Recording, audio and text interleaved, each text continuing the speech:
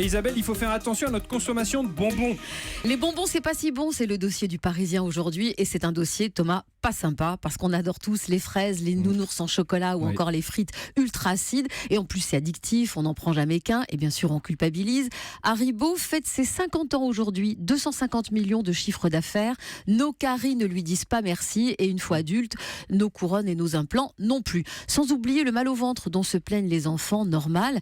L'acidité des bonbons ronge peu à peu la paroi de l'estomac. Alors question, on a droit à combien de bonbons par jour? C'est la question que j'ai posée ce matin au nutritionniste Patrick Serrogue. Il faut se donner une limite personnelle. Par exemple, et ça je fais ça très souvent avec les enfants, combien en as-tu besoin par jour pour te sentir bien et heureux?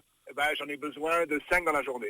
T'en prends 5 dans la journée, mais t'en prends pas 6. Donc en fait, à partir du moment où on est capable de se donner une limite, on arrive à avoir et son plaisir et également sa limite de consommation. Alors les seuls à échapper à la mise à l'index, ce sont les pâtes de fruits. Si le gamin en question répond 30. C'est 30. Ouais. C'est vrai. Et puis franchement, pour être heureux, est-ce qu'on a besoin des bonbons? Parce que c'est vrai que c'est très addictif, on l'a dit en c'est plus. terrible.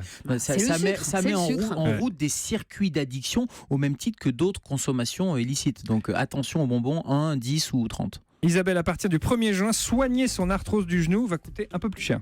Le décret a été publié au journal officiel et conséquence, à partir du 1er juin prochain, les injections d'acide hyaluronique dans le genou. Thomas, c'est un traitement ultra couramment utilisé. Ouais. Alors ce traitement ne sera plus pris en charge par la sécurité sociale. On ne remboursera plus rien.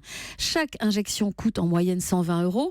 On en fait chaque année 700 000 en France. Les médecins rhumatologues, bien sûr, sont vent debout. Une pétition circule, 400 000 signatures. Ces injections permettent d'éviter ou de retarder le recours à une prothèse.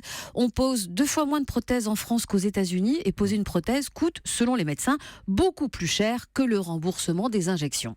Oui, dans l'arthrose, c'est les articulations qui glissent mal et l'acide hyaluronique, ça permettait de mieux glisser, donc de diminuer les douleurs. Il y a 2 problèmes quand même. Le premier, c'est que ça va priver les plus défavorisés de ce traitement qui va être réservé aux plus riches. Et le deuxième problème, c'est qu'il va y avoir probablement un report sur des médicaments qui sont beaucoup plus dangereux. Et je pense aux anti-inflammatoires non stéroïdiens en particulier. Donc vraiment là, c'est un problème, ce déremboursement. Et les rhumatologues sont effectivement vent debout. C'est un mauvais choix. Isabelle, vous nous conseillez enfin de casser des briques. Qu'est-ce que ça veut dire? Ça vous rappelle forcément quelque Tetris. chose, cette petite musique bien énervante qui nous a bien pris la tête. C'est la musique de Tetris, le jeu phare des années 80, celui où on cassait des briques. Eh bien Tetris, c'est pas que pour jouer. Une étude vient de démontrer les effets bénéfiques de ce jeu, donc sur la gestion du stress post-traumatique. L'étude a été faite en Suède sur des victimes d'accidents de la circulation. Les volontaires pour l'expérience devaient se souvenir de l'accident, puis jouer 20 minutes à Tetris. Résultat, ils arrivaient très bien à chasser les images négatives de leur cerveau. Tetris aiderait aussi à combattre les pulsions alimentaires, pourrait même aider les fumeurs, s'ils veulent arrêter, et limiter aussi la consommation d'alcool.